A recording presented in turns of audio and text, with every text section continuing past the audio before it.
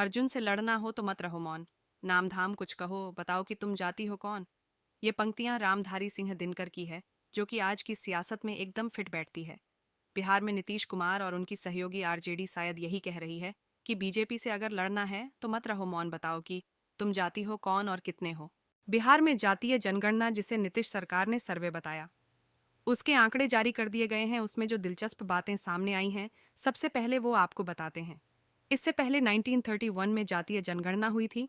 उसे आधार बनाकर अब तक बिहार में जातियों की जनसंख्या का जो अनुमान लगाया जाता है, करीब करीब उतना ही आधिकारिक तौर पर जारी किए गए सर्वे में भी आया है। अनुमान था कि अगड़ों की जो आबादी है वो करीब 15% है, और आज जो आंकड़े जारी किए गए उसके मुताबिक 15.52% है।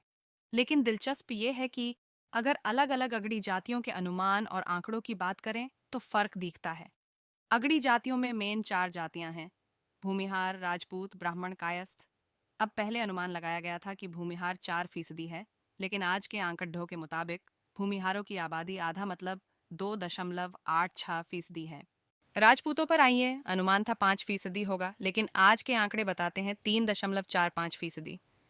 ब्राह्मणों का अनुमान 5% था, लेकिन आज का आधिकारिक आंकड़ा 3.65% है। माना जाता है कि बिहार में कायस्थों की संख्या 1% है, लेकिन जो आंकड़े आए हैं उसमें 0.6% है। अब पिछड़ों की बात करते हैं। ये अगड़ों में अलग अलग जातियों का अनुमान और आंकड़ा हमने आपको बताया, जबकि 15% ओवरऑल होना था। वो 15.5 के ही आसपास है, लेकिन जातिवार तरीके से अगर आप देखें तो बहुत पीछे है। तो बाकी कौन इसमें शामिल हुआ, कैसे इसमें शामिल हुआ कि 15.5% पहुंचा, ये बहुत दिलचस्प है। अब पिछड़ों की बात करते हैं। अनुमान था कि ओबीसी 26 से 28% होंगे, और जो असली आंकड़े आए हैं वो 27.12% है। यादवों के 12 से 14% होने के अनुमान था, और वहीं 14.26% यादवों का आंकड़ा है। और ये सारे अनुमान हैं 1931 के किए गए सर्वे के सेंसस के आधार पर। नाव कुर्मी का अनुमान था 4% का, जो कि 2.8% है। कोयरी का अनुमान 4 से 6% था, जो कि 4.2% है। अति पिछड़ों के 26% का अनुमान था, वो 36.01% है। एक बार फिर से इसको ध्यान से सुनिए। अगर पिछड़ों और अति पिछड़ों को यदि मिला दें तो उनका आंकड़ा 63% पहुंचता है। जो अति पिछड़े हैं उनका अनुमान था कि वो 26% के आसपास होंगे, वो 36% हैं। ये हम आपको दिखा रहे हैं। दलितों के 19% का अनुमान था, वो 19.65% हैं। अब आपको दिलचस्प आंकड़ा दिखाते हैं।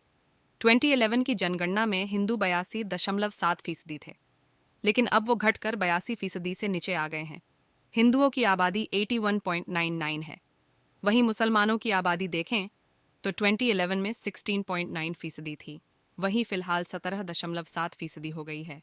यानी कि मुसलमानों की आबादी में 1% का इजाफा हुआ है। अब सवाल ये है कि जातीय जनगणना का फायदा किसको होगा और कैसे होगा। गांधी जयंती के दिन बिहार के धरती से जातीय जनगणना का फार्मूला नीतीश के प्रयोगशाला से ऐसे निकला है कि ये सीधा 2024 के चुनाव का दांव बन रहा है।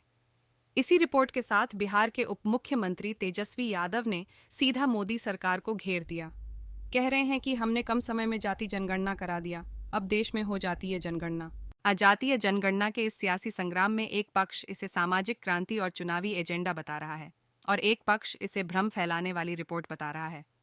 तीर तन गए हैं। हर जाति की आबादी पता चल गई। अब सवाल है, क्या उस आबादी की ताकत से 2024 की जीत का फार्मूला निकलेगा? इस रिपोर्ट पर देश के जाने माने चुनाव विशेषज्ञ प्रशांत किशोर की राय हम अगली एपिसोड में दिखाएंगे। जानने के लिए देखते रहिए न्यूज़ ऑन राडार। नमस्कार।